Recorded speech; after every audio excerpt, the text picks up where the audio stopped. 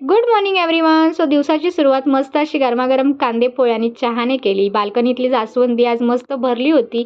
एवढ्याशा झाडाला 4 फुलं आली होती. एक गुलाबसुद्धा आला होता.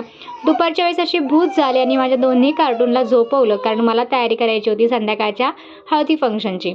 सो सिंपल अशी रेडी झाले आणि मग आम्ही निघालो हळदीसाठी.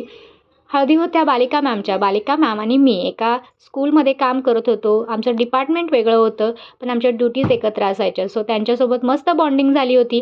तिथे गेल्यानंतर खूप सारे कलिग्स भेटले, त्यांच्यासोबत गप्पा मारल्या.